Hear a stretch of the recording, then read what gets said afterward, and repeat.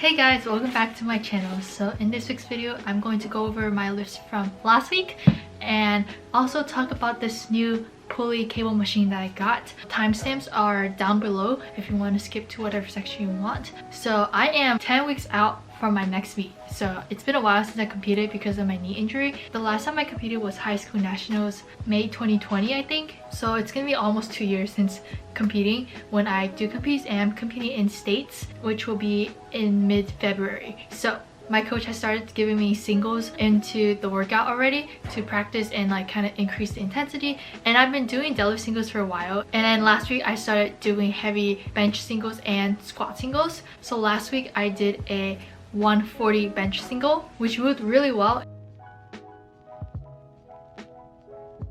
And last week I also did a 215 squat single, which could have moved better, but with like the knee and all that kind of stuff, I'm pretty conservative on squats. And this week I did a 145 bench single, and I'm doing squats in like 2 days, so I'm not going to be including this in this video. But yeah, they're all on different days. But for deadlifts, last week I did a 300 deadlift single, and I talked about that on the day I actually did it, so here are the clips.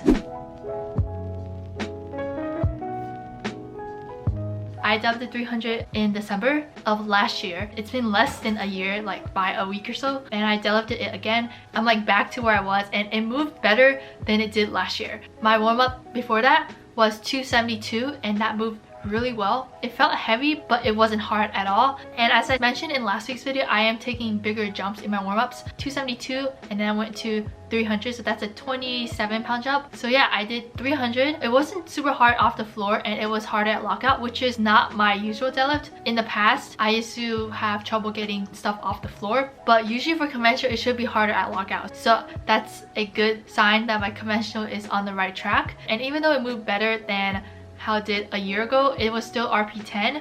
Also, this is like without a taper at all. Last time I think I did it 1 week out from my mock meet, so there was a slight taper. So yeah, there was no taper at all. And then after that, I did some 235 triples for back offs, and they were kind of hard because I was really tired out from the 300. My back was fried. I noticed my form was a little bit slacking. I wasn't super tight and I wasn't pulling the slack out that much, so I tried fixing that on my second and third set, which moved better than my first set. Out of my 3 lifts, deadlift is definitely doing the best because I really like fixed up my form, and it's the lift that got least affected with my knee injury. And this week I'm backing off on deadlifts a little since I like over fatigued myself with that, since my back was so sore from that 300. Like on my 215 squat single, my whole back was like about to collapse because it was very sore from that 300. But it's totally recovered now, but I'm backing off on deadlifts for this week. So I just did some 205 doubles, and they were super easy, super fast. But as always, I make sure technique is really good and try to get the speed as fast as I can. And right now I'm doing some bench at 130 for doubles.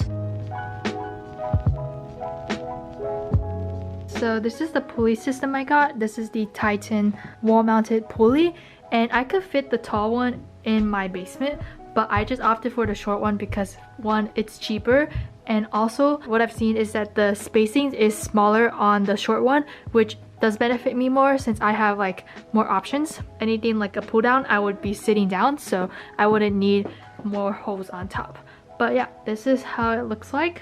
And it came with these handles, which are really good and I use them a lot. And also it came with these tiny clips to go on here, but honestly you don't need them because it won't slip out because there's only up and down forces, so I don't use these. And this is plate loaded, so I just use my plates on here, which gives me more options than like something that has a stack of plates, because first of all, that's super heavy and limits how much I could put on it. And also this is 1 inch in diameter, and these are my 2-inch plates, and there's a gap, but it doesn't move at all, so I can use that 1-inch plates or my 2-inch plates. Okay, so I'm going to talk about the assembly really quickly. Overall, it's really easy other than like the pulley part. First thing we put together was connect this piece, this middle bar, this piece, and this bottom wall bracket together. Next, we put these 2 in and screw them in, and then you drop this thing in with this screw and then this thing in. And also there's these things that stop it from like hitting the pulley. And then next you want to put the top frame in and also the top wall bracket. So that's like basically the whole structure of it. And then next thing was routing the cable. And I watched a few videos on this and people said that you want to lubricate the pulleys, and they definitely were like super stuck. Like one just didn't even spin at all.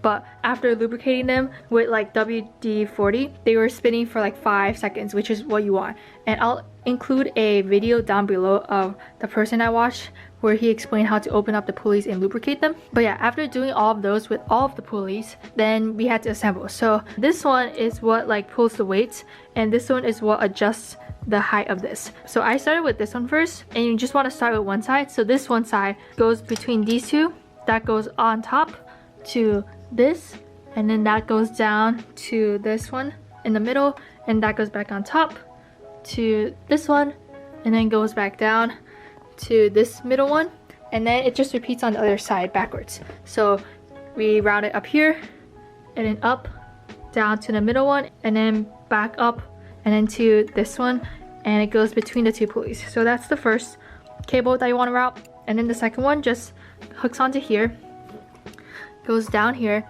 and then comes back up to the bottom pulley, and then goes down into this chain that connects to this eye right here. So that's it for the routing of the cables. And one problem we ran into is that because this was shipped in like a cardboard box and probably like flipped around a few times, some of these metal pieces were like too squished in, so I couldn't like get the pulley in, and we had to like pry them open. And same with this one, that was a problem I ran into. So after like assembling all of this, then you have to attach it to the wall. So what we did was we basically connected a bunch of pieces of wood to studs, and then another piece of wood, and the rack goes on this piece of wood, and that way it like spreads the force evenly across the wall, and it doesn't like just pull on one piece of the wall. So it's like safer this way. And also like the point of this thing is for the baseboard, but my baseboard is actually like 5.5 inches, and this is for 4.5-inch baseboards. So yeah, either way we couldn't just like put this straight on the wall. We had to like take off the baseboard or something like that. But anyway, we just have 4 horizontal pieces of wood, and they're each screwed into 3 studs in the wall, and then we have a vertical piece of wood that is screwed onto the horizontal pieces, and then the pulley system gets attached to that. And we just used these brackets and some other screws we had, and then after that we just tightened all of the screws. And also we had to move our deadlift platform out a little bit more to fit this in, but honestly it doesn't look like it took up too much space. And then this dumbbell rack, we just like turned it 90 degrees so it can fit. But yeah, this is definitely super helpful. I can do a bunch of tricep and like back work that I couldn't do with dumbbells and bands. And this is like on the less expensive side of pulling machines, especially with one that can like adjust the height like this.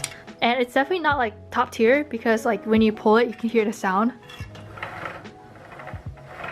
but like it's not gonna cause any problems. But it's not as smooth as like the ones from the gym, but it definitely gets the job done. And it's also better to like do slower eccentrics on your cable movements anyway. And for like lat pull down, that kind of stuff, I just bring either this bench or that incline bench over here on the deadlift platform. And this was like only $240, I believe. And one last thing is that I like how there's 2 handles, because for example, if you put 20 pounds, like 10 pounds on each side, and you pull with both hands, because like pulling with one hand and pulling with both hands, because there's a middle pulley, like it feels the same. Unlike the ones at the gym where it's just one side, if you want to switch from 2 hands to 1 hand, then it's like double the weight. But with these handles, like this, I'm pulling 10 pounds, this I'm pulling 20 pounds, which is really nice and easy to switch from both hands to single hand work. And yeah, that's pretty much it for this week's video. Thank you guys so much for watching. If you want to get your form checked by me and be featured in one of my videos, make sure to check out this video where you can submit videos for technique and form checks. Like the video if you did, comment down below any questions you have, and subscribe and turn on the notification bell if you don't want to miss another one of my videos. Thank you guys so much for watching, and I'll see you guys soon.